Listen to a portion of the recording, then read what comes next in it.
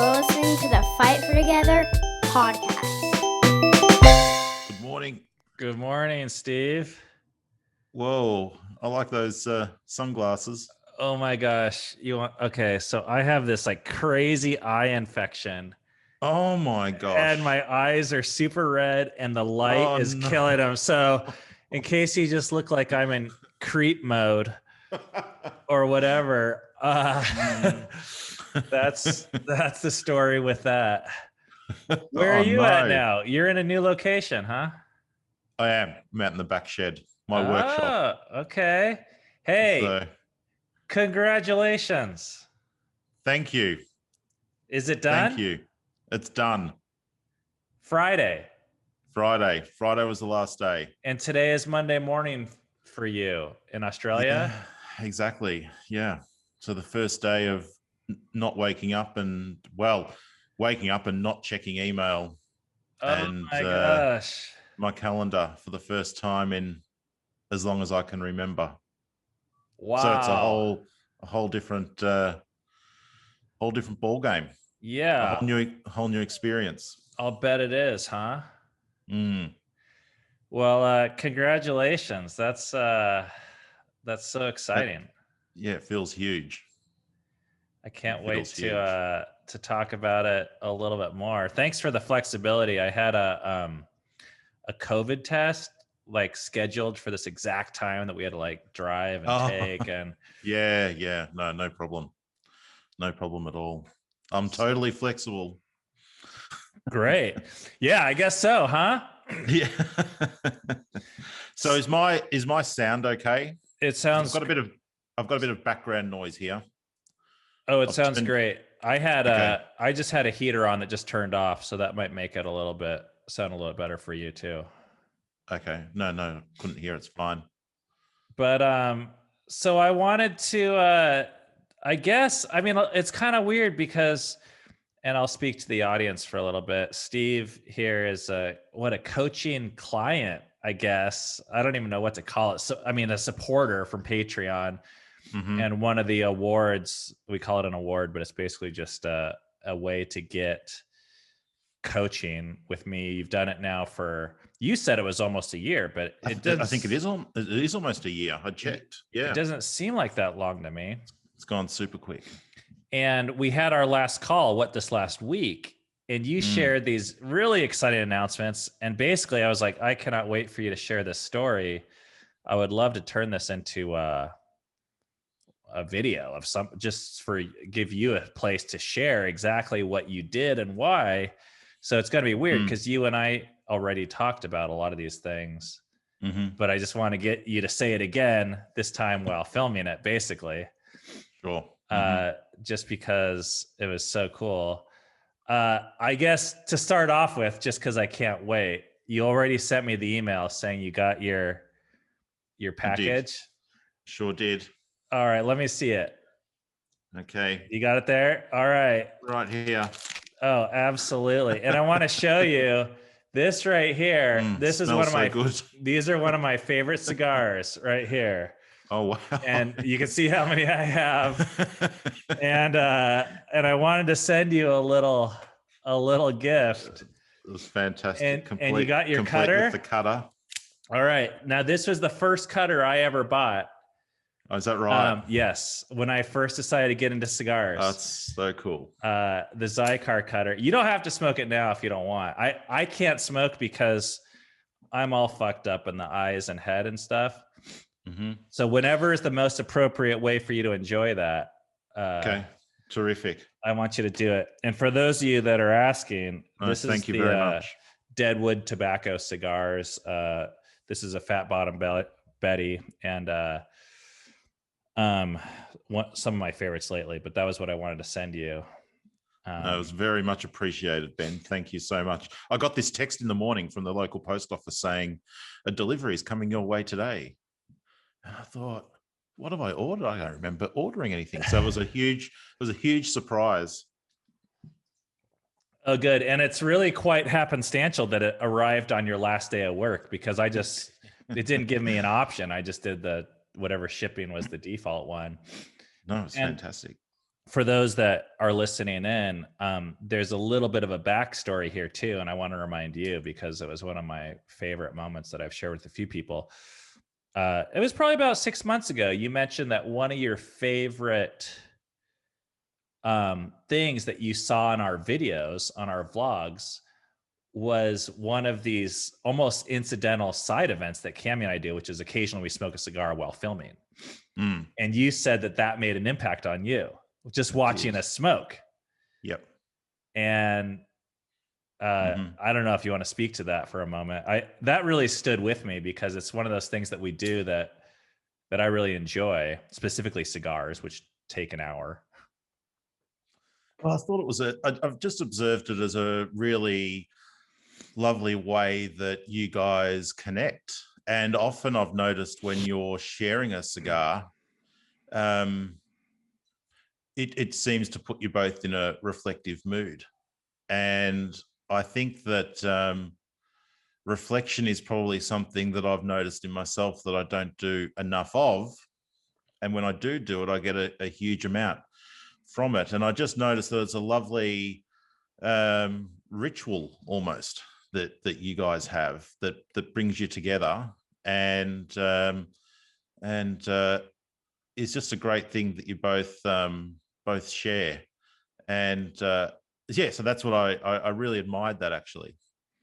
It's so funny because we try so damn hard to be impressive on our vlog and say all these fancy smart things, and then you never know what's going to hit people. And in this case, lighting a cigar was, I remember you saying, was one of the more things that was the most impressive and wowed you. And I was like, well, that's kind of fun. And no, absolutely. And I think, look, the vlog is called Fight for Together, and I think having that cigar together is one of the really beautiful things, actually. Yeah. Well, Cammy didn't used to smoke, so I thought it was really great when she started smoking cigars with me, except for it's twice as expensive. And she smokes quite a bit more than I do, or at least would prefer. But then it kind of backfired. So I would caution those people out there that just think it's going to be the greatest thing to be able to smoke with their spouses. You might want to think twice.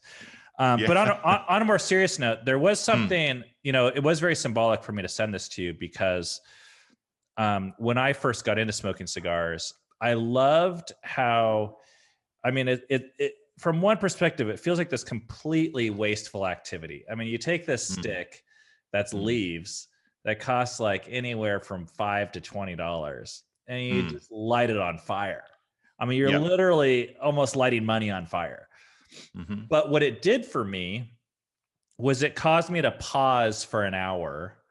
And I usually did it in social environments because I first experienced this cigar lounge, and I just saw these people and they lit the cigar and they did it in these groups. And the second you light it, it's like this commitment saying, hey, I'm here for the next hour. I'm not going anywhere. Yeah. And that just felt like so unique compared to these other environments that I had been in. And it's something that I love about my time, that I can tell people and even myself, hey, I'm just going to relax for this next hour. So as you were thinking of, I know it's something you had commented on, and because you had mentioned, not that you'd call it retirement, but certainly what we're going to talk about here is you not having a job anymore. I was like, oh, what a perfect symbol to send you. Yeah. And to wish you hours of free time that you can do whatever the hell you want. No, exactly. Well, thank you very much, Ben. And as you know, it was the very first thing we spoke about 12 months ago when we met. I think my opening question to you was, how do I take a sabbatical, a career break? And that's been a topic of conversation for a year. It certainly wasn't an easy decision to make. So I'm super excited to talk with you about that some more.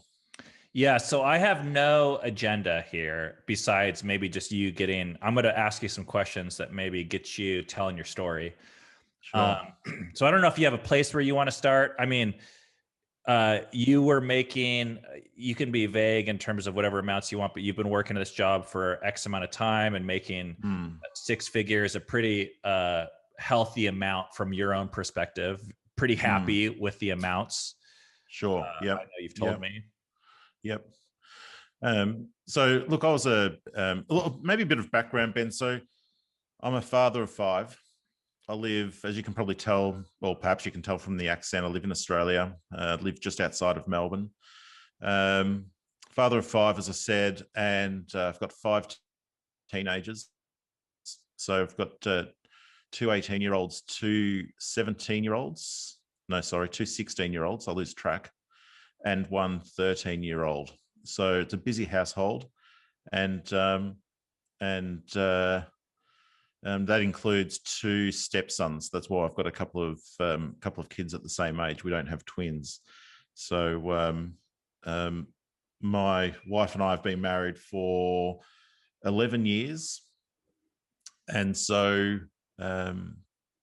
one of the things actually, Ben, that appealed to me about the Fight for Together vlog is that even just the name resonated with me, because I found that I've lived life in a bit of a vice where there's pressure from all sides in closing quite often, whether it's work pressure, family pressure, pressure on myself. And so for quite some time, I've been wanting to find a little bit of a circuit breaker to that pressure. But to come back to your original question, one of the things that has made it really hard to make a decision to reduce pressure, to change elements of my life, has been my income. And I worked in the past tense as a pretty senior executive in one of the banks here in Australia, earning, very, very good money, well into the 6 figures. And so, it can be hard to give that up. Your lifestyle kind of adapts to the earnings in some ways. But I think more so for me, it was all the what ifs that were running through my mind. So, what if one of the kids gets really sick? What if, there's this terrible economic downturn and suddenly we can't afford our house anymore? What if? And the what ifs were crippling for quite some time. Can you talk about, you gave some examples, economic downturn, something happening to the kid. Are there any more like what ifs and like the top ones in your mind that? Sure. Yeah. What if I get out and the grass isn't necessarily greener? What if I'm seen to be a failure? What if I disappoint the people around me? What if I'm judged for leaving a secure, well-paying, interesting job? So there's certainly the financial pressure, financial considerations, I should say, but more so, I would say a certain, for lack of a better word, social pressure as well, because it's just not the done thing. You don't just leave a job without something else necessarily to go to. I love that you highlight that, because I really think it's sometimes for me that abstract, I don't know what to call it, but I think deep down, like shit could go wrong. Like you could run out of money, but the biggest factors I don't really think people are making are about starving to death, are actually literally about healthcare. I think it's fear of making a mistake and having the world or your parents, maybe your spouse in circumstances, or your neighbors point at you and say, I told you so. I think that can be more scary than really. For sure. And the last thing that I wanted to do was get 6 months down the track and think, oh my gosh, I should never have left. But the way that I've been thinking about it, Ben, is that I guess life is a series of experiences, and I'm ready for my next experience, whatever that is. I've experienced working as a senior executive in a large organization with a large team and a large budget and all the all the trappings that come with that. But I'm ready for the next experience now. I've ticked off that experience, and I'm ready to try something new. And that's kind of the way I've had to really think about it. Not so much through the what ifs. That's how I've sort of, I guess, turned my thinking around, but rather, life being a series of experiences. So I wanna go back in time a little bit and talk about your job. Yep. How long were you at this organization? I was there 4 years. Okay. Mm-hmm. And you already said you're making good money. You're in some sort of like upper level management. Yep. And you've told me enough times that you really enjoyed most of your coworkers, and you had earned a position of where you were pretty highly respected. And it seemed like I mean, because it's easy to paint the picture of your job kind of sucking because of the negative impacts it had on your life. But that's not the impression. I mean, there's a lot of pros and cons, right, to a job like that. Mm-hmm. And I mean, can you paint a picture just a little bit about like what some of the benefits are to a 6-figure banking executive job? Sure. So that's a really good question. So when I was telling people that I was leaving, they would kind of look at me and they'd ask why, and they would kind of look at me and think, that doesn't sound like a very good reason to be leaving. There must be something else going on, because, I'd tell them I wanted to spend, more time with my family, which I think has become a bit of a cliche thing as well. So I want to talk about that. I would talk about how I wanted to try out new experiences. But people would sort of look at me with this, there must be more to this story than meets the eye. And I think, and I understand it, because to your point, Ben, there are a lot of benefits of working for a large organization, particularly in an uncertain environment like we're in at the moment, where there's relative security around income and all of those sorts of things. So benefit number one is, of course, you get paid well. That's which is ironic benefit, though, right? In terms of stability, because while you've been working in this organization for 4 years, you actually lost your job in the last year, right? And or internally at least got transferred within the organization. So I lost my job over the course of the 4 years. I actually lost my job 2 or 3 times, I think, in various restructures and reorganizations, and managed to, come through each of those situations in really good shape. But yeah, that is one of the ironic things, that it can feel secure, but it's not necessarily secure. And I think too, the camaraderie that you build with others that you work with, Ben, that's a huge thing. Like, the thing that I will miss the most, and actually I said this in my parting email to the team, was that there is a certain energy that in those organizations. And I was in an area that was that I described as having a real youthful energy, and a group of people that were really committed to trying new things and taking safe risks and being innovative. And I got a real buzz out of that. And I've worked with a lot of people that were relatively early in their career. So, I was kind of seen as, I guess, I was a mentor to many of them, and a coach to others. And I got just as much out of that as they did, perhaps even more so. So, you feel important. So you're making good money. You're feeling important. You're having an impact on you are having an impact on people's lives. I did have a good job. Like, I was playing with some really cool tech, solving some really big business challenges. So there is lots to love. And coincidentally, I've been interviewing some of the people that are going to replace me. And, I've been able to talk to a lot of benefits of the job above and beyond the dollars.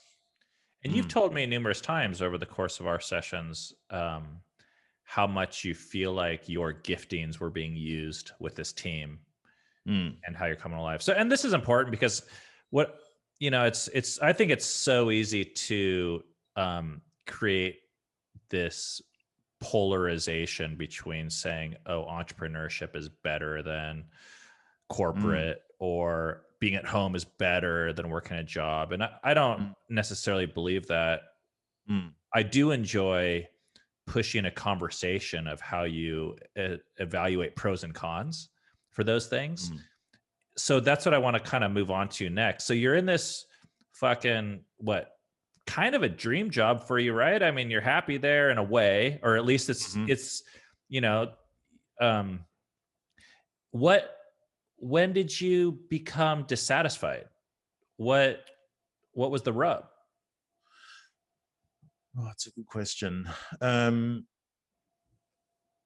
know. Look, it's kind of, it's a really good question, Ben, because I can't pinpoint it, right? So it's sort of like this thing that builds up over time. And it's like the story of the frog in the boiling water, I think it is, where the temperature just goes up a degree each day. And you don't actually necessarily notice the temperature increase. And that's that, and that's probably the analogy that I would use. Like, you feel the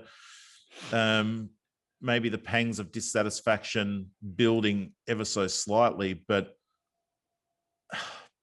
and this was something, Ben, actually, that really resonated with me from your book. I just didn't let the thought of quitting ever really enter my mind.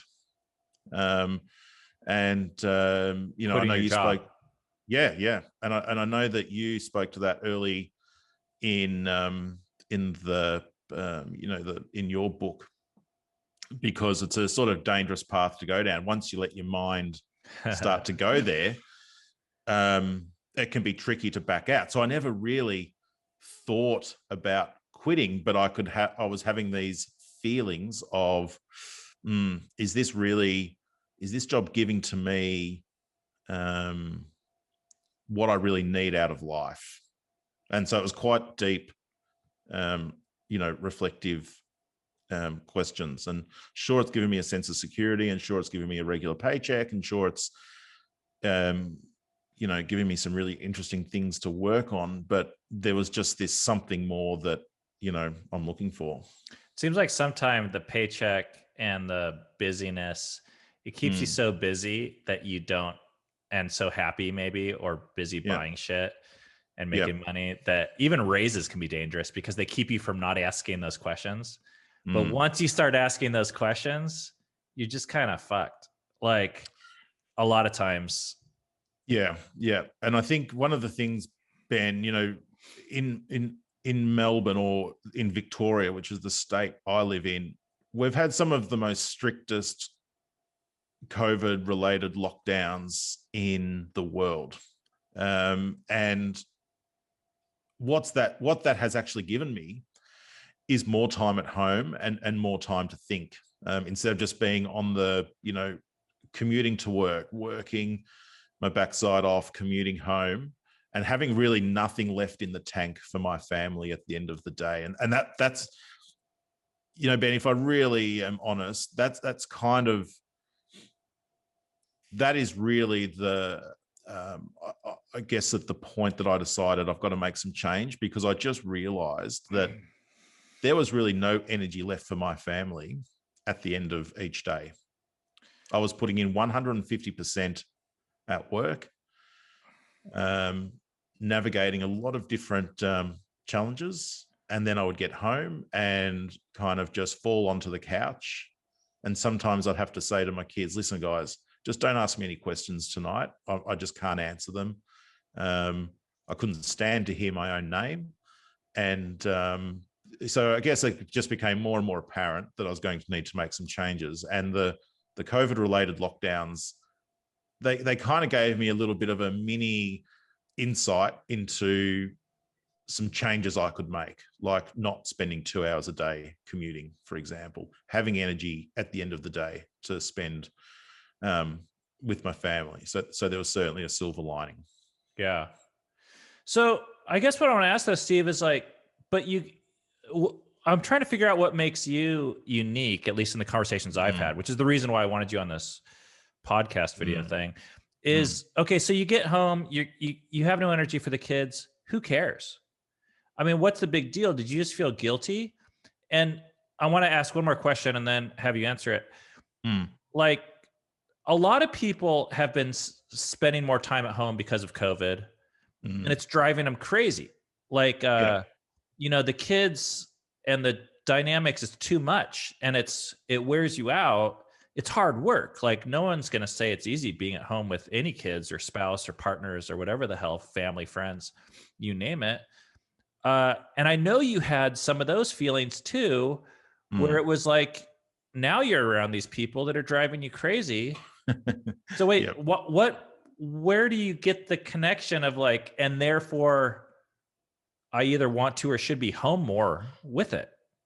Because what I realized, Ben, is that how much I actually enjoyed the mini moments rather than the big events in family life. So I was around for the little things, like getting ready for school in the morning, like trying to get dinner ready at night, like all those kind of family rituals that play out in, probably every household every day.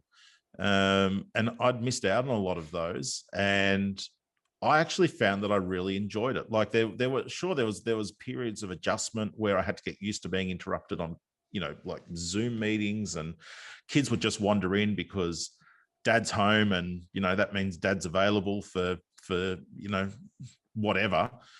But I really just enjoyed just being around my family, and I enjoyed being there for the big moments and the little moments. And for me, I've started to realize that it's actually quantity of time, not necessarily quality of time with family.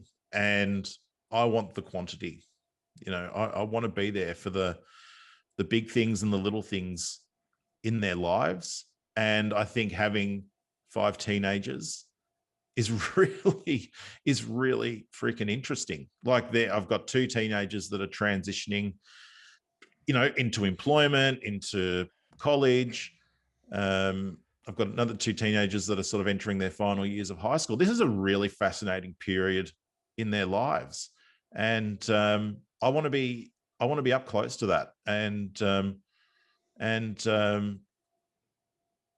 share some of those experiences, not in an in your face, over their shoulder kind of way, but just be alongside them and really enjoy being a dad. And I love that. Have you thought about why? You're saying these things, and I'm just listening, and I find myself believing the same thing actually. Quantity over quality, and I also find it fascinating. But have you given any thought? I mean, you must have peers or colleagues who, the standard narrative I was around is dads being around other dads and then kind of bitching about their teenagers and saying, oh, they just suck. Or talking about your spouse or partner in a way where it's just like, oh, that bitch is just nagging me all the time. But you're kind of, you have this opposite perspective. Do you think you have a better spouse or better kids than everyone else? Or do you think there's a way that you see it that's different? No, I don't think that I have kids or a spouse that are better than everybody else's. That is for certain. It's a good question. I think I'll tell you a little story. So when Olivia and I first got together, the kids were really little, and it was tough bringing together, this blended family of 5. There were moments where we would just tear our hair out. And in fact, we broke up 3 times. It just felt impossible. Yeah. I remember Liv used to say to me, Steve, some days you just have to give yourself over to it. And what that meant was that rather than trying to do lots of different things, like, I don't know, work around the house, tidy up the house, see friends, like work, and be a dad to this blended family of 5. It was about being more single-minded. And by her saying, Steve, sometimes just have to give yourself over to it, meant just kind of accepting the chaos and accepting the noise and accepting the disagreements, and being completely okay with it and not trying to change it. That for me, that was a pivotal moment, I guess, in my parenting, because I just thought it was terrific advice. Just sometimes you just need to give yourself over to it and accept it for what it is. And we also learnt to be outstanding forgivers in this household. So, when you've got a blended family and stepkids, things don't go to plan, particularly when they're little. And that can be frustrating when you're not the, I guess, biological parent. But we learned forgiveness. Every day we would wake up, clean slate, and we would tackle the day. So, I do think having a blended family gave me a different perspective to perhaps others that don't. But I'm also a big believer that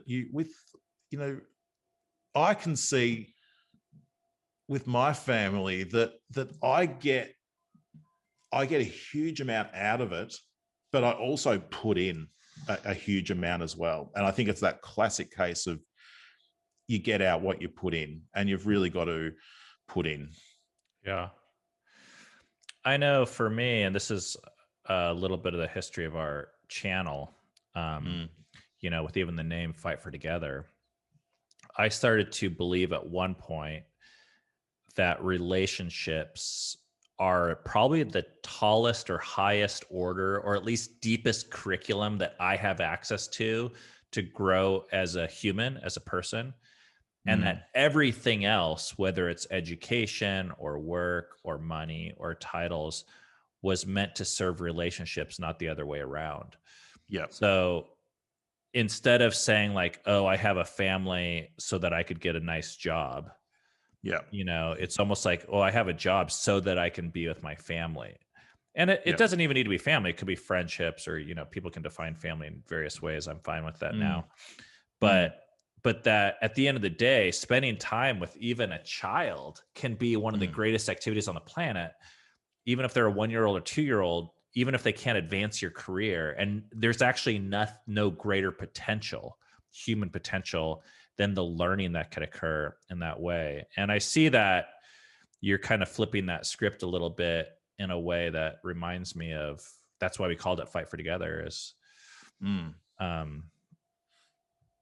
absolutely, Ben. And I think one of the things that's occurred to me, one of the things that I've experienced actually going through this transition of my own, is that when I've told other dads in particular of my decision to, leave my job in particular, like, it has prompted some really deep conversations with people that I just did not expect to have them with, and it's kind of like I gave them permission to share some true feelings about how they are struggling with getting that balance right between work and family, and how they feel this sense of shame that their kids just do not see enough of them, and yet they don't feel like they can make change. And I would say, of the dozens of people that I had to speak to let them know that I was moving on, I really reckon it was 80% of men that I spoke with shared some of those feelings with me. And so it's something that is definitely bubbling away below the surface for a lot of for a lot of people. But actually making the change can be really difficult for a lot of reasons. You know, I'm to a certain extent, Ben, I'm fortunate. Like, I've run my own businesses and I've had some good success in those businesses. So I am in a position where I can make this call to, either take some time off or do something completely different or get paid a whole lot less. I appreciate not everybody is in that position for one way or another. And I guess that's why it's taken me until I'm nearly 44 to make this change. Well, that's what I want to talk about, because I do think it is easy, and it's hard to talk about these topics because some people are going to say, well, it's easy for you to say because you can quit. But also, in talking to you for a year now, I know that it's not that easy, even for people who are at the top tiers of the financial world. There's the same fears are going through their head, and there's a reason why you almost didn't do it. And there's some reasons why it took you 12 months, maybe some reasons why it almost wouldn't have happened at all. And so even to get into the story of how it did happen, I want you to tell the story of, so I triggered you, on our last call a month ago? Yeah, that's right. Yeah. You want to tell that story?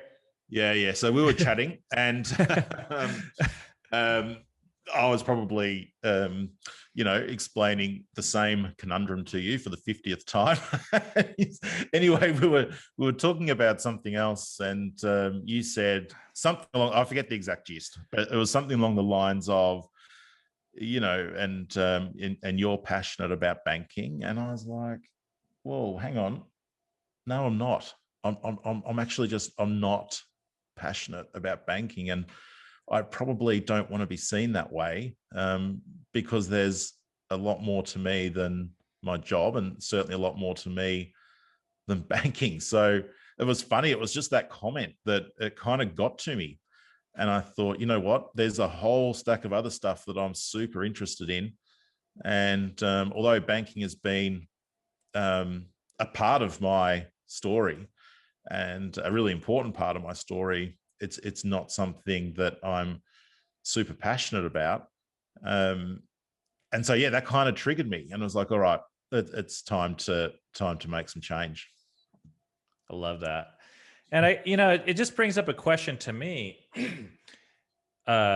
If someone is not passionate about their, let's just say their job, but yet they're spending, I don't know what 40 hours a week is relative to their, how many hours are in a week? Let's just say a third of their waking time at their job. So in other words, they're spending a third of their waking hours. Well, sorry, not a third of their waking hours, half of their waking hours, a third of their hours of life at this place doing this thing. And arguably, probably more than a third of their energy. They're probably spending 80% of their energy because, like you said, these are the prime hours of the day.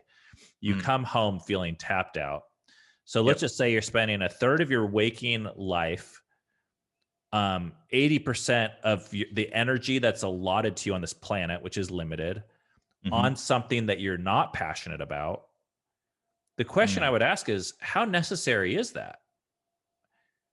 I mean, because it's one thing if you don't do it, you're going to die. Like, that's one thing, right? Someone's holding a gun to your head and saying, you go to work or I'm going to kill you, motherfucker. Like, you're like, okay, I'll go to work. Yeah. But at what point is it, optional? Well, I don't look, it's a good question. I don't know at what point it's optional, Ben. Like, I think that for me, it became optional when I realized that there was just another way that I think I can make work for my family. So it was at that point that it came optional. Which is what? Well, like I said earlier, I think the time with the time at home during COVID was a huge influencer from that perspective, because I thought, hang on, I don't need to go to the office every day. I can be effective without traveling down into the city every single day. So that was one element of it. But I've always said it's funny, like I've always said that money certainly doesn't make you happy. but it does give you options. And so that has been one of the, I think, principles that I've kind of have adopted, perhaps maybe subconsciously. So, you know, I don't know, Ben. I don't know when it became, well, as I said, it became an option when I realized there was a different way. It also became an option when I didn't want to give up some of those experiences that I'd had during lockdown. So if I really think about it, it was when work started to say, all right, team, you know, the cases are going down. It's becoming safer and safer to reopen our offices. So we want you to start coming back.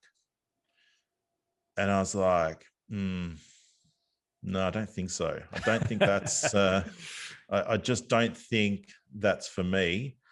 And there was also an element of, you know what, we've been told to lock down here. We've been told to wear masks. We've been told that we're going to be fined if we're outside with more than, you know, 2 people or whatever it is. And I was just kind of a bit sick of being told what to do as well. So when that email or whatever it was came out, suggesting that we start coming back, I did have quite a strong reaction to it, I have to say. And I think part of it was being told what to do fatigue. And there was also another part of it that was like, well, hang on, I've been pretty effective, I reckon, over these last 10 months or whatever it's been since I've been in an office. And I just don't feel the need to rush back. Yeah.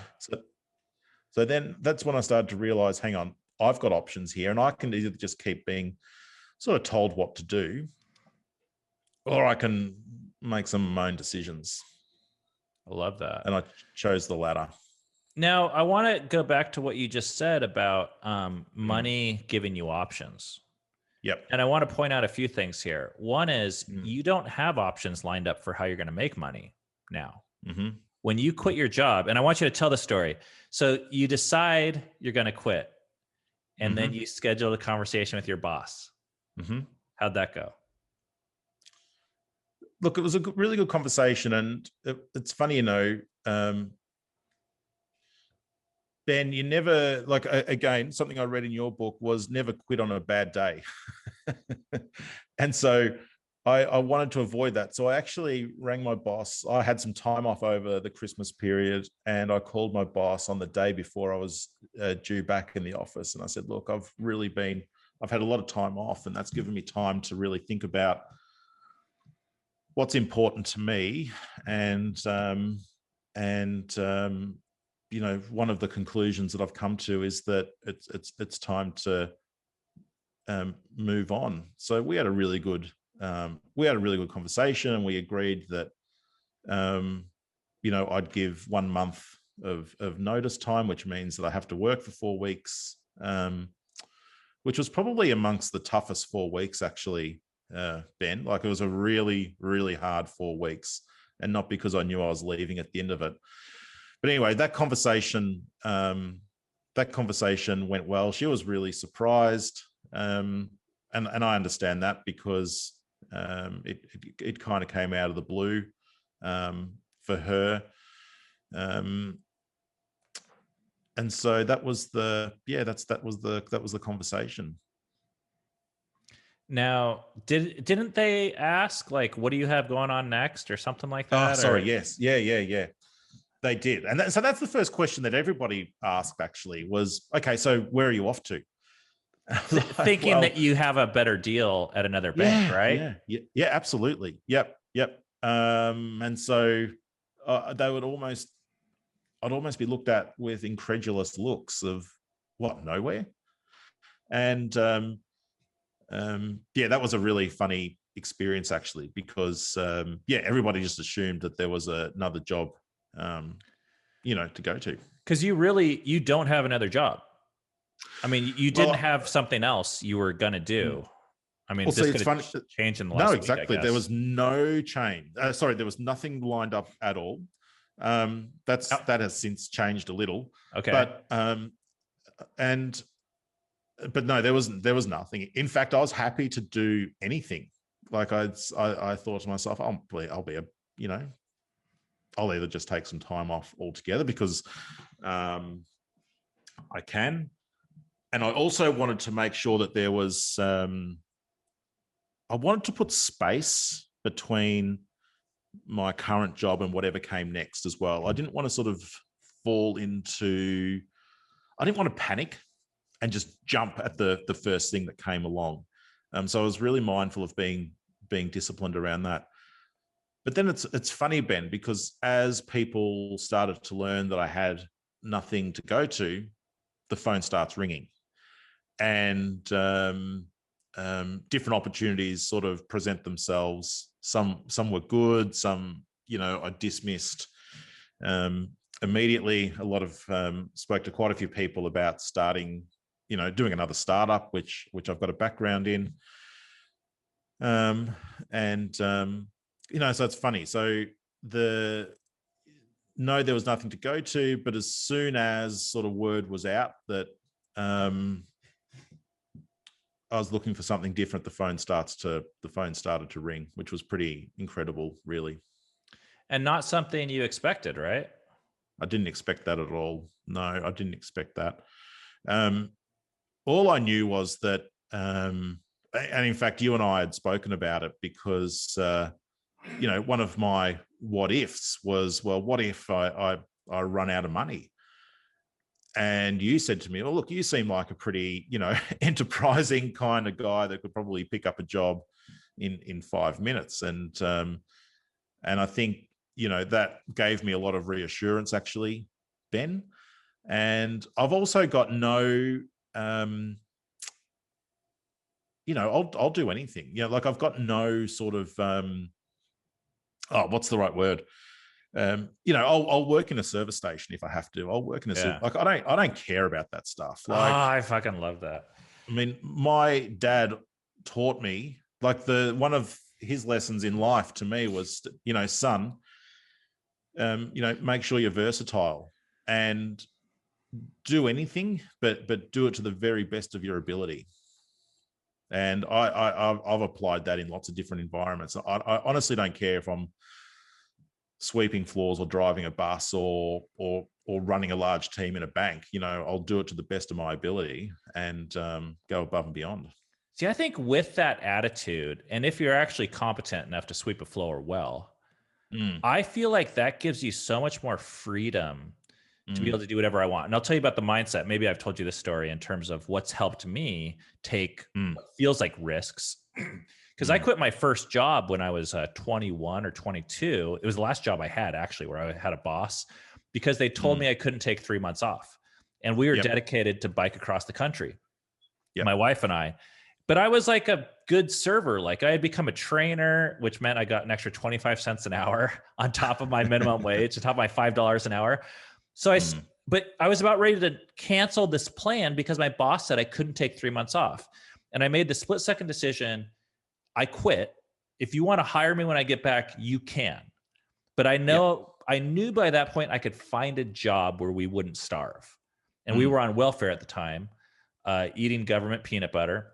Yeah. And one thing led to another. But numerous times I've had in the back of my head, there's a Burger King about 2 blocks down my street. I could get a job there. I'm like 90% sure. And if I could get a job there, I could live. Yep. I wouldn't have, you know, I might have to cut back on my cigars. I'd have to start GoFundMe so people could help me fund my cigars.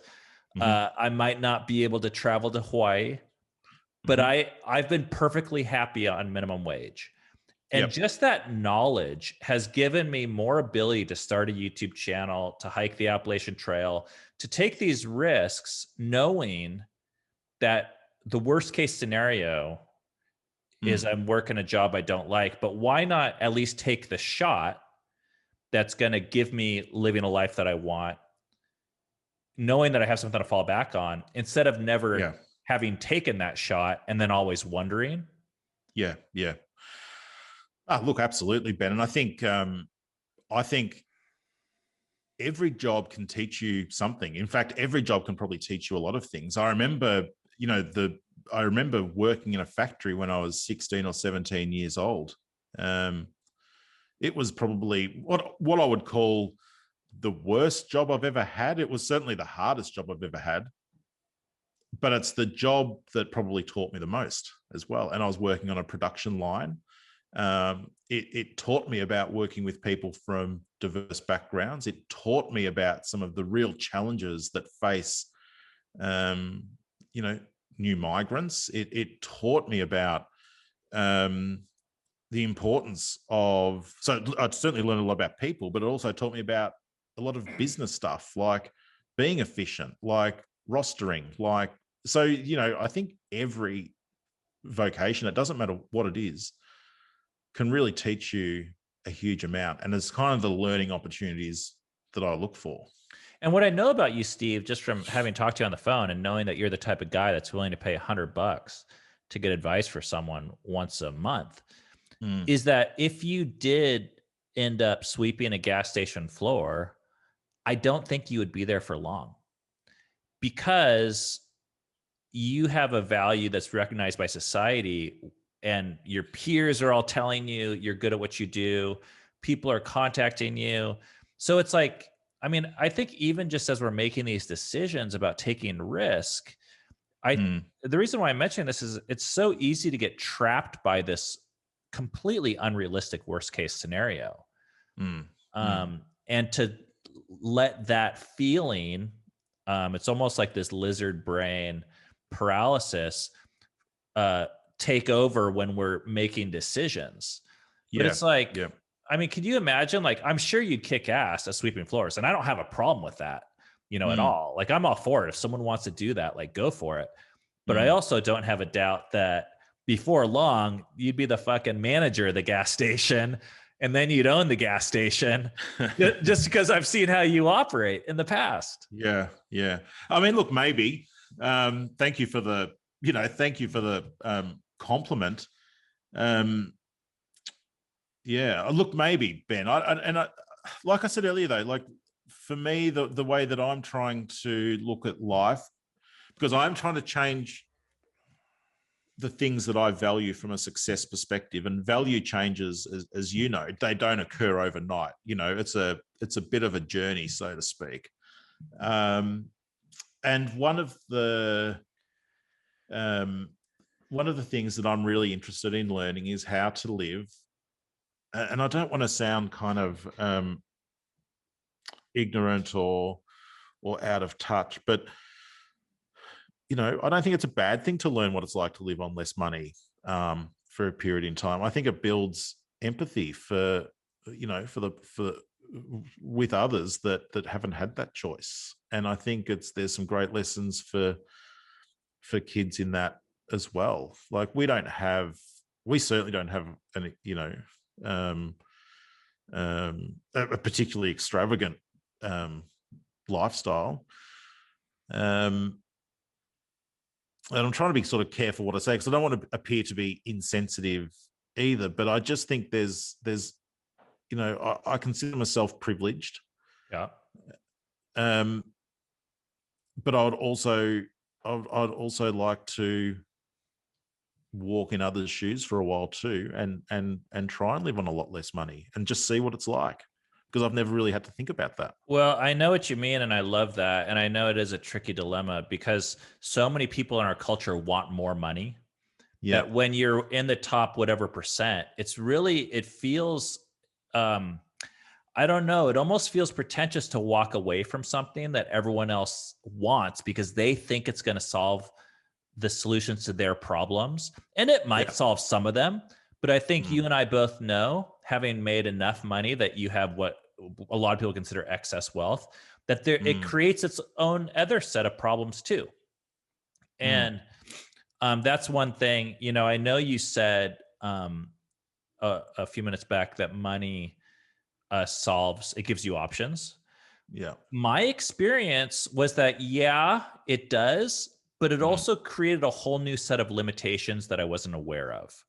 Yep. And the more money I got, the more insurance I bought to try and protect the money that I had, the more I stressed about losing it, the more pressure I felt. the more I felt like, in a way, I had options. Like, of course, no one's holding a gun to your head saying you can't do X, Y, and Z. But it's kind of weird when you have a lot of money, or any amount for that matter, and then you lose it and go backwards in status. Now it feels like failure instead of like choice. Like if you're making 6 figures, and then of course, if I go back and get a kick-ass 5-figure job, everyone's like, whoa, like what happened? Like you need a reason for, like, it's not like you just downgraded your finances. It feels like you downgraded your character or something. Where it's like, well, maybe I just wanted to sweep the fucking gas station floor. That's not, no one, like, people are going to be like, you're crazy. Like, and people will literally call you crazy. I mean, and I'm familiar with this because of this, like, you know, this through hiking thing we did. People look at us when you have air conditioning and you have video games and Wi-Fi. And when you walk away from it, a lot of people say you're crazy. That's their only way to make sense of you leaving something that everyone wants. It's yeah, I mean, look, absolutely, Ben. And I think, and I've wanted those things in the past. That's the other thing. Like, you know, when I was, my first job when I was 21 or whatever it was minimum wage. No, sorry, earlier, 18, minimum wage. And then my next job, I think I was getting paid like 30,000 a year or something like that. And I remember when I was being paid 30,000 a year, thinking, oh, if only I could earn 80 grand a year, that'd be good. I reckon I'd be happy at 80,000 a year. And then, you know, a couple of years down the track, I'm at 80,000 a year. And then I was like, oh, well, maybe, look, 100 grand a year would be, look, that would be ideal, because I'd have X to buy a house and I'd have X to go on holidays. And so then we'll get to 100 grand a year. And then it's, well, okay, well, what would 150 feel like? And so you just kind of get on this wagon of continually increasing. And guess what? Your lifestyle keeps up with that salary. So suddenly you're going on a holiday overseas every year and you're getting that nicer house that requires the higher repayments. And you've got your kids into a nice school, and you're right. So it does, there is a sense of entrapment around that. And the last few pay rises that I got, I very consciously did not adapt my lifestyle to them. That was a deliberate choice, because I had learnt in my 30s that it didn't really matter what the pay rise was, your life would catch up very quickly. And so I very deliberately made that choice of pausing buying houses and pausing buying flash cars and all that sort of stuff. Like my, I remember once, buying my first BMW, for example, and felt like that was a real symbol of success, 10 years ago or whatever it was. And, I look back now and think it was a stage of life, but it certainly wasn't a measure of success. No regrets, glad I did it. Have nothing against people that buy BMWs at all. But I've just realized too that it does create its own pressure as well. Yeah. There's a phrase that's called, I think it's called hedonic adaptation, which basically says if you eat steak every night, it's not awesome anymore. Like you get used to anything. Like if you get 10 Lamborghinis, pretty soon, everything that you think is going to blow your mind is going to feel normal once you get used to it. I don't know if I ever told you this story. I'm pretty sure I didn't. It's one of my favorite stories, actually, that's going into my new book about money. But I sat in this, it haunts me, this story. I sat in this group of like millionaires. We were in this little business club thing in Canada, actually, on this retreat. And we did this exercise where we all charted out our, like all of the jobs we had ever had in our life with the -10 to +10, just like perspective on how awesome it was, basically. And these guys, to be in the club, you had to have you had to be making more than $1 million a year in whatever business, and they were all entrepreneurs. Yep. Anyways, I led this discussion of 6 or 7 guys that were peers of mine, and every single one of those dudes said that the high point of their career, there was like 18 years old, 17 years old, and they like got this job delivering pizza, and they were able to get free pizza, and they were able to smoke pot, and they were able to drive around listening to rock and roll, making shit money. And they all said that that job was the highlight of their life. Whatever their like first job was, they all ranked that like an 8 or 9. And then now they're like, you know, managing hundreds of employees, making $1 million, $100 million, $10 million, whatever. And it's all like, they all talk back about their 18-year-old days as if it was the glory days. Yeah. Yeah. The good old days. And that made me realize like, holy shit. Cause these were the guys like I wanted to be like, and they were making probably more money than me, most of them at the time. And I was like, they're all looking back at their job delivering pizza when they got free pizza, a free $8 pizza. Yeah. And that feeling, you can't get it back with more BMWs. Yeah. Because there's a simplicity about that, isn't there? And I'd agree. Like you prompted me to reflect on what my favorite job was. Doesn't that suck though? My favorite job was when I was 19. Oh man. And and it is a simpler existence. And I think being grateful for the free pizza, there's something in that, isn't there? I love that. I do too. And but it's so hard to explain to people when they think that the next raise or whatever money you're making would really make them happy. At least I found that frustration. And what that pressure that comes along with that, I just want there to be a discussion around that, because yes, there are more options. Absolutely. I can go to any country I want, have almost any vacation I want, and buy not any car, but most cars that I would want.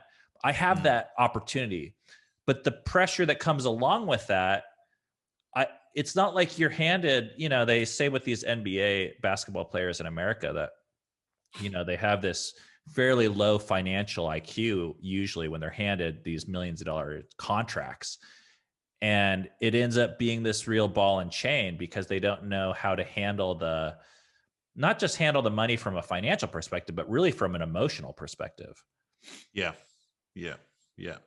Well, it's a big ask, isn't it? When you're relatively young and you're suddenly being handed tens of millions of dollars. I can appreciate that. And I think, I can see that although the scale is different, I can certainly see that how that happens in the professional environment as well. And suddenly you've just got more money to spend on pizza, more money to spend on beer. The beer, you sort of transition from the run of the mill everyday beer to the more micro brewed fancy beer.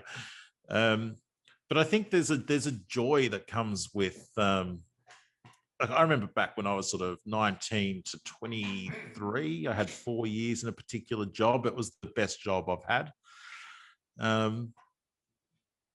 And probably amongst and I think what it lines up to is probably some of the best moments in life at that age as well, where you're just kind of starting out and you're just learning a little bit about who you are. You might have just moved out of home. Like this, it's an incredibly exciting period. So, I mean, I look back too. I can fully appreciate that your fellow club members there would look back and.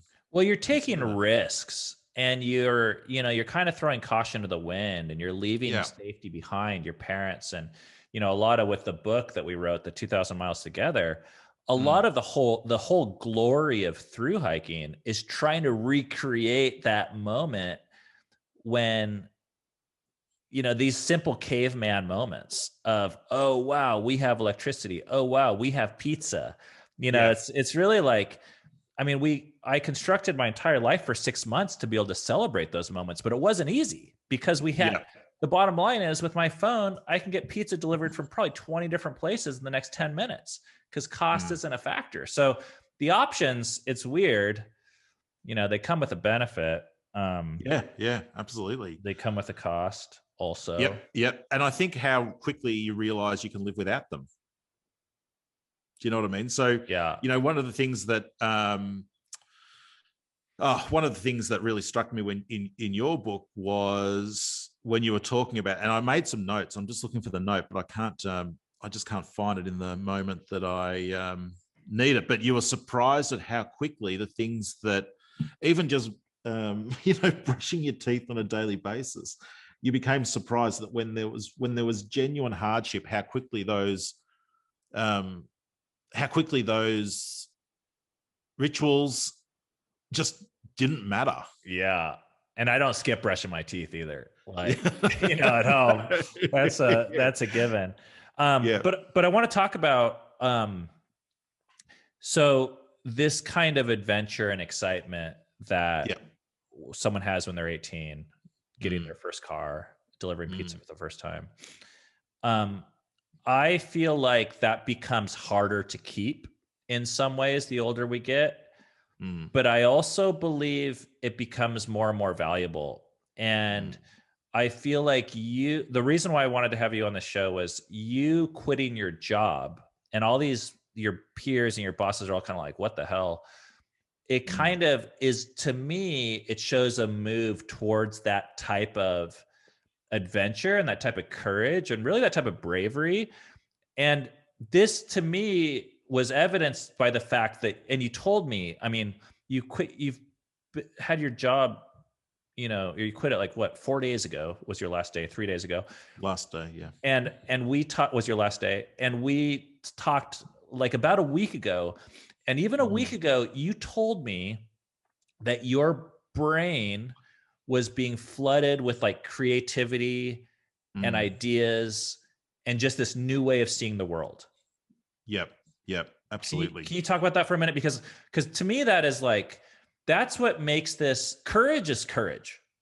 And I think some people might say, oh, well, he has 6 figures and a house, whatever. That's not courage. And I'm like, fuck you. That, like, courage for any person, and you can't know what is courageous for someone else.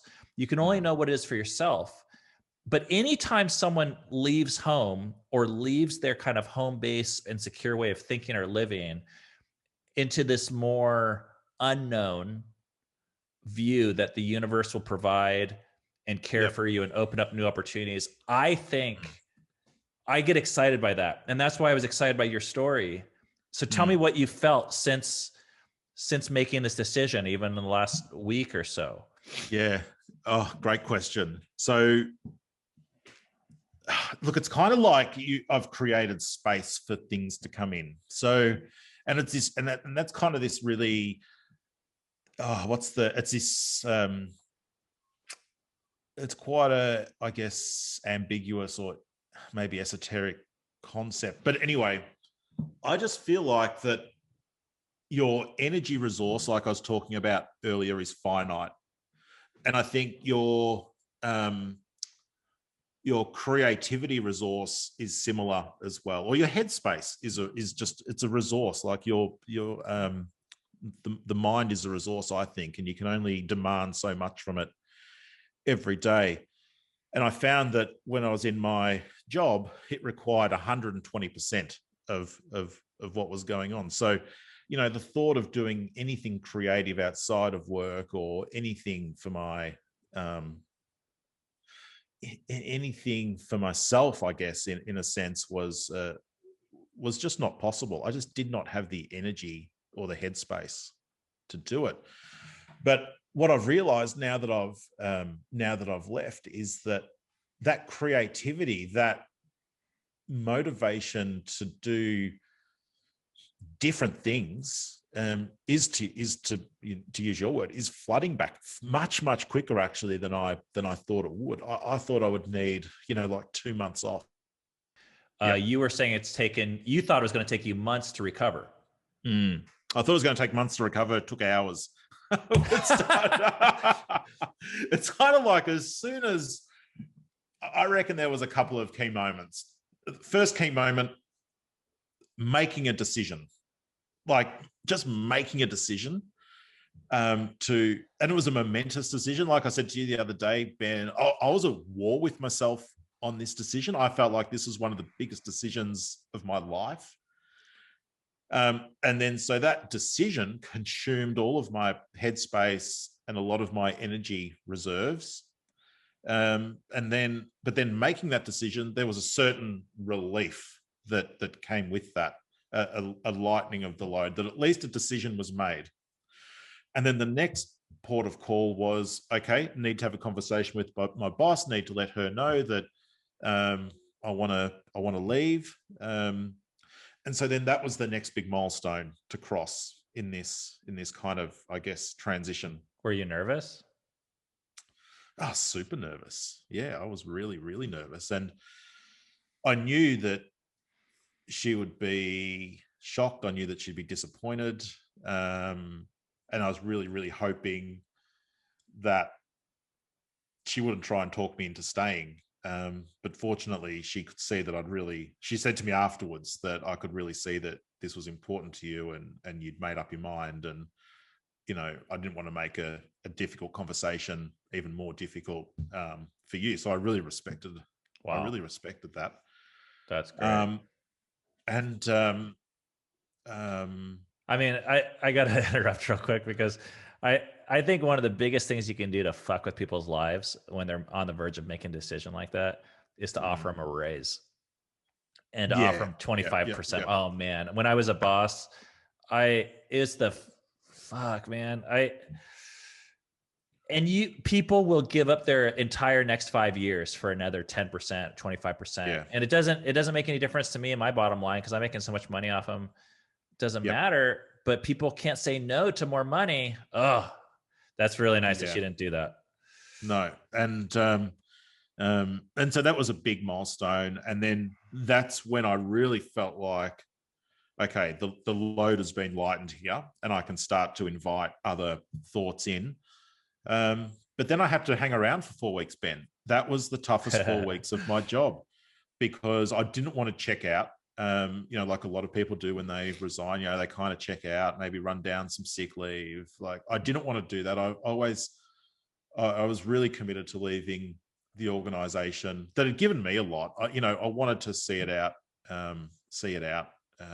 well. But it was 4 weeks of goodbyes and 4 weeks of repeating my story over and over and over again. Wow. And that was really, really taxing.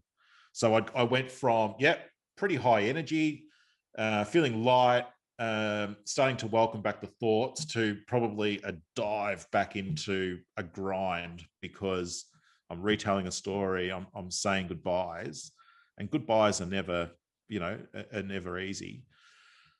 And so I felt like I was, what's the right word? Losing that kind of newfound creativity. But then as we got closer to the end of that 4 weeks, I could feel it starting to come back. And of course, people were so lovely and gave me lots of really lovely sort of feedback and comments and, telling me that I'd be missed and all of these sorts of things. It was really, really beautiful. But it was kind of like the more I heard it, the more I was sort of thinking, oh shit, have I made the right decision here? And I started to second guess myself during that notice period, right up until the day I left. And then now that it's been 48 hours or 72 hours since I walked out for the last time, I can feel it. I can feel it flooding back. Yeah. You can feel what flooding back? The creativity, okay. The creativity and the good energy. And this is what's a son of a bitch to me about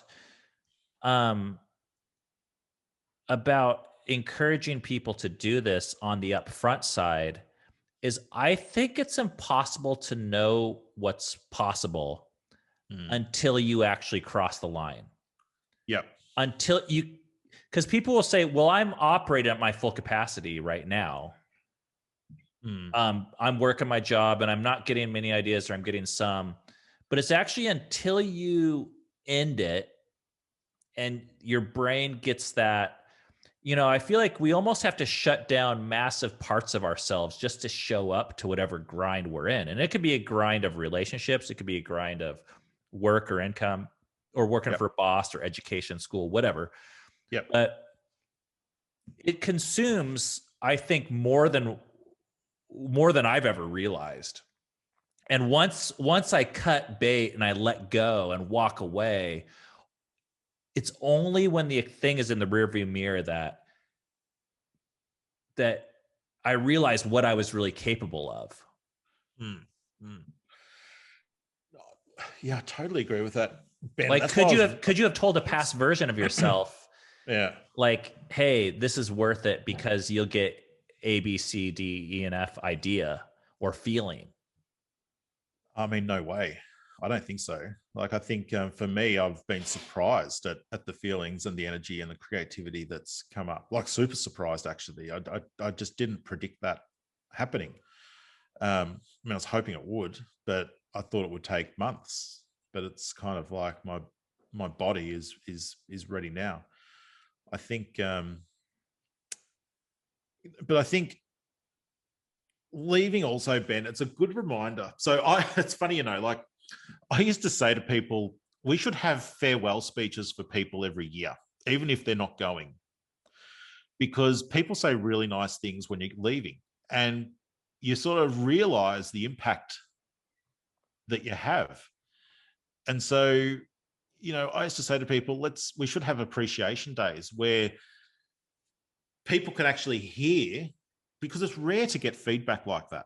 It's really rare to get that feedback. And I think if people would hear the impact that they have, both on the work, on the people that they work with, more regularly, then I think actually we would find that more people are more engaged and are more satisfied in their jobs. Unfortunately, we wait until they're out the door that we actually tell them the value they bring and the regard that they're held in.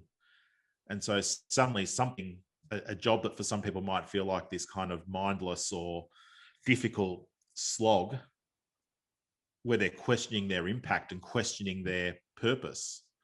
Yeah. Actually, some of those answers are right there, but we don't share.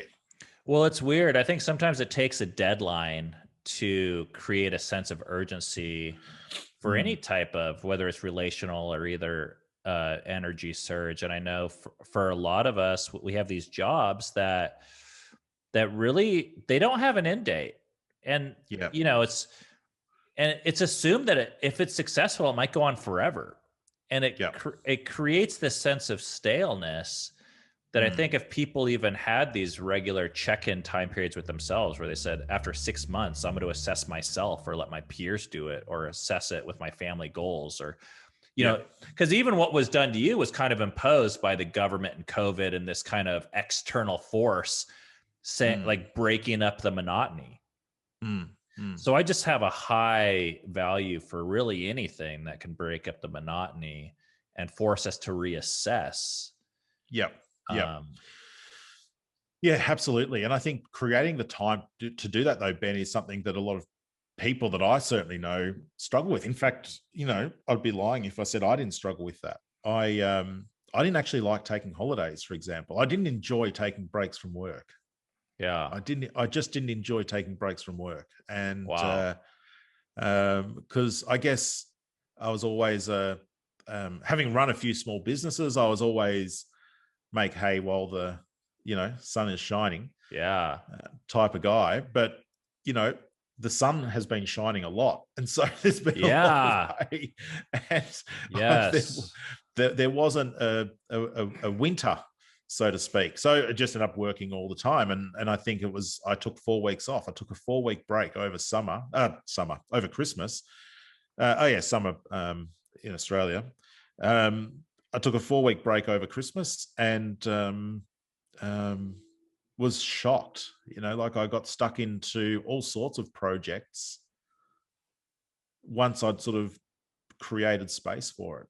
And physical projects like this workshop, for example, I built this workshop over Christmas because I just wanted to do something with my hands using tools that would give me an outcome, a visible outcome at the end. Yeah. And I think that's the other thing. So working in a corporate job, for example, you don't always see outcomes. Yeah. You know, some of the things you work on can take years and years and years, and you get like these mini progress points along the way. But I was desperate to see an outcome. I was desperate to see something built that I could say, job done. I had that same thing happen when I was making a lot of money making videos back in the day, and I quit it to chop a tree down. And I was like, I just need to see that tree. Like all these, my bank account, all these numbers and commas and zeros all moving all the time. But I was like, I want to see that tree down, and I want to see it in firewood, and I'm going to do it with my hands. Yep. And it was just the best feeling. I mean, I could have hired someone to do it in 2.5 seconds, but I was like, no, I want to do it. Because I couldn't. Yeah. I was working my ass off and stressing out, but I didn't see any change happening in the world with this other thing. I can relate to that. I want to say, what was I going to say? Shoot. Oh, well.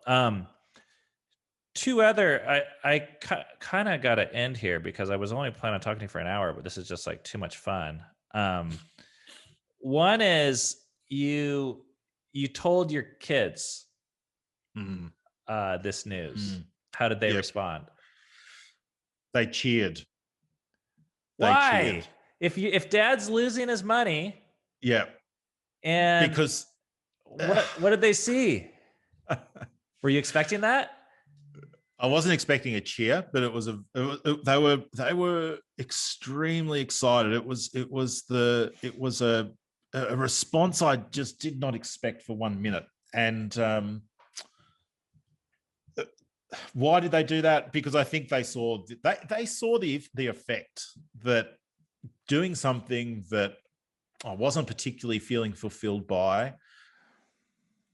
They saw the effect that was having on me as a person. And I'm sure they wore some of that as well, you know, in terms of my mood at home and different things. So I think they saw this as a big circuit breaker for the whole family. Like they got it. And, you know, these are the same kids that encouraged me to start my last business as well when they were much younger. Like they've got this, I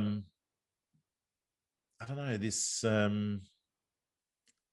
insight, maybe. I'm not sure what the right word is, but anyway, it's something quite remarkable where they were able to certainly put aside any personal impact to them from a financial perspective and say, wow, you know what, we've got our dad back. Wow. We've got our dad back. I think that's what it came down to. And I've since found out that they were really concerned for me. My daughter actually gave me a book that was all about mental health in the workplace for Christmas. And so the signs were more apparent to them than perhaps I realized. So, you know, they were super happy when I gave them the news. That's incredible.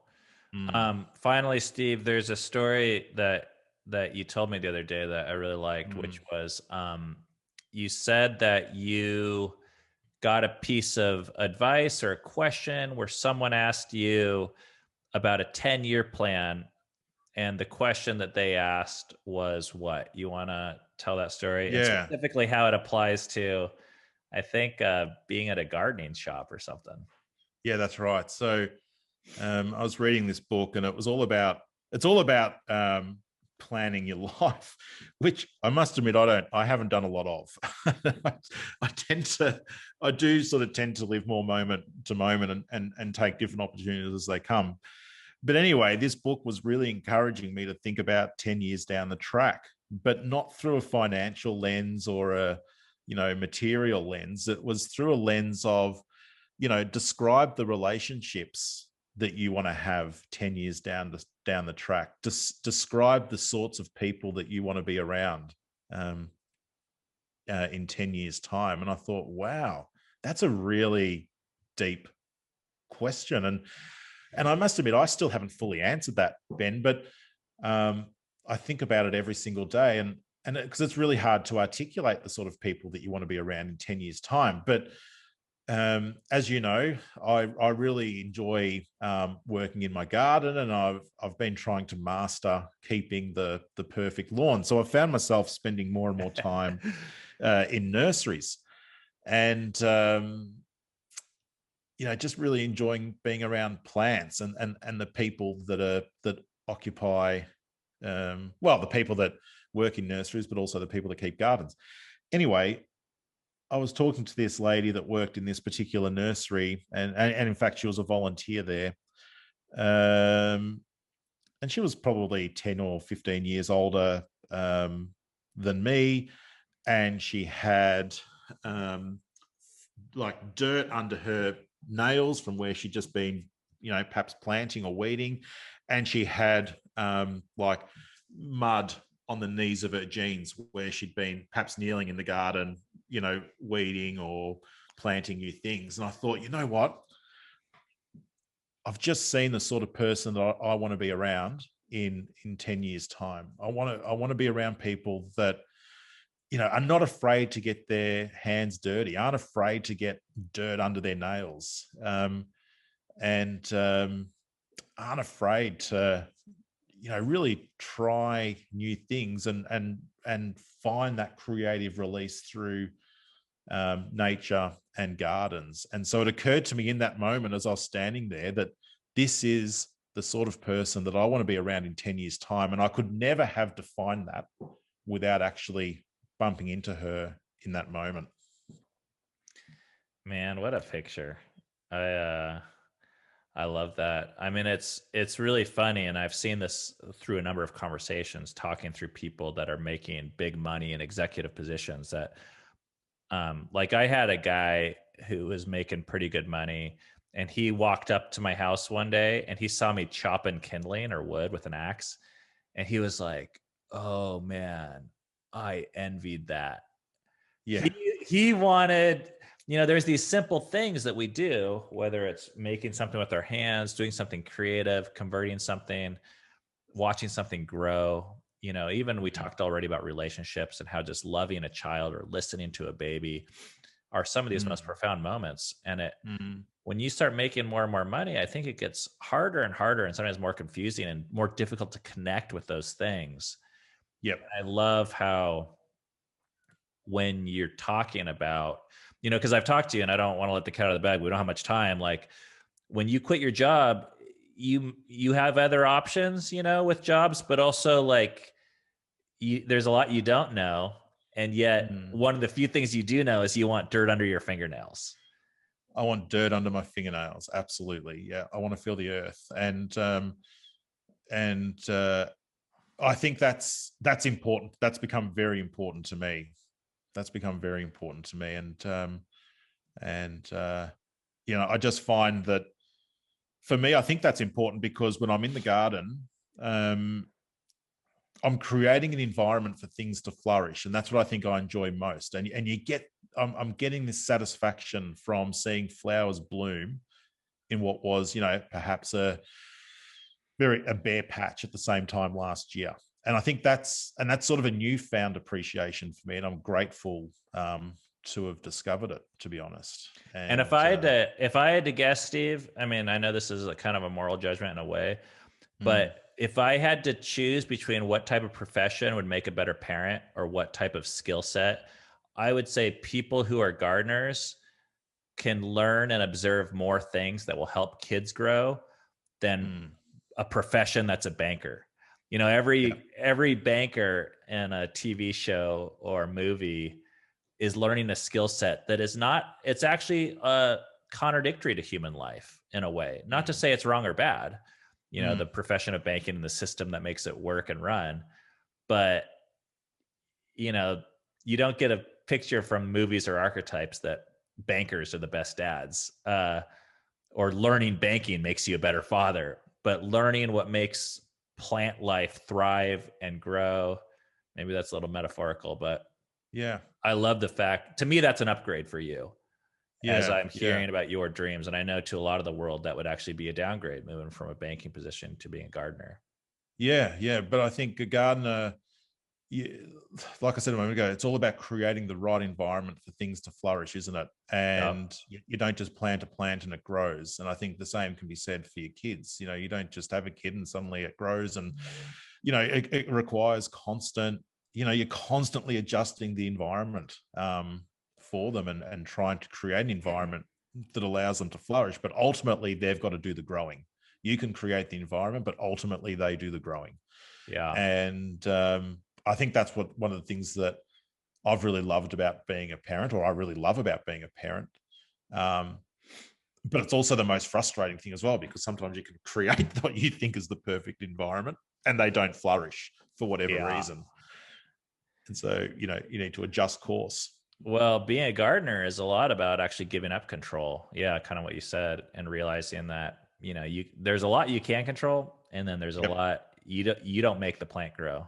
No, it's got to do that. Well, anything else you want to say, Steve, about this time period right now? Well, it's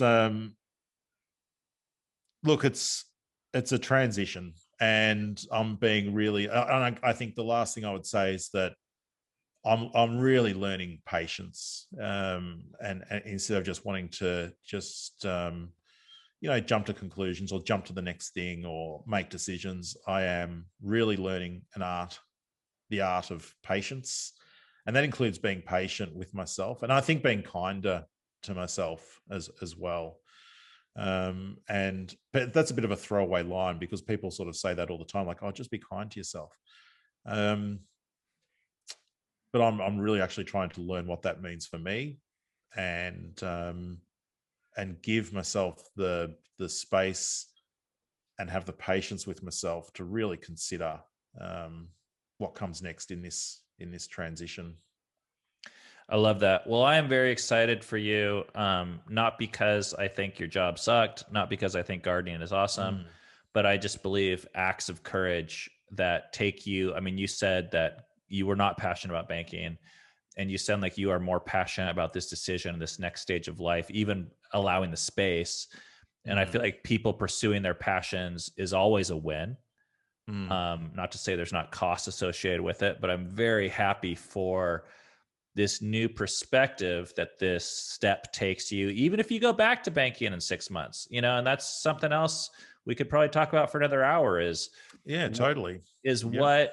Why would that be the biggest failure? If you go back, and if you have a new perspective on it after 6 months, I believe those types of perspectives are some of the most costly and valuable things we can attain. Yeah, absolutely. Yeah. I wouldn't rule anything out, including going back. Who knows? Yeah. Well, hey, thank you, Steve, for your time. Thank you, Ben. Always good to speak with you. And it's always insightful. And thank you for all the coaching over the last year. It's been incredible, and it's given me so many different and new perspectives to see things through. And most of all, thank you for the cigar, which I will really enjoy. I hope it's one of your first acts as as an unemployed man is smoking and enjoying and enjoying that. Congratulations from us over here. Good on you. Thank you for sharing. And I would love to do this again at some point and hear how you're doing. Absolutely. Thanks, Ben. All right. Well, we will be in touch. See you. All right. Bye, Steve. Thank you for listening to Fight for Together. We'll see you next time.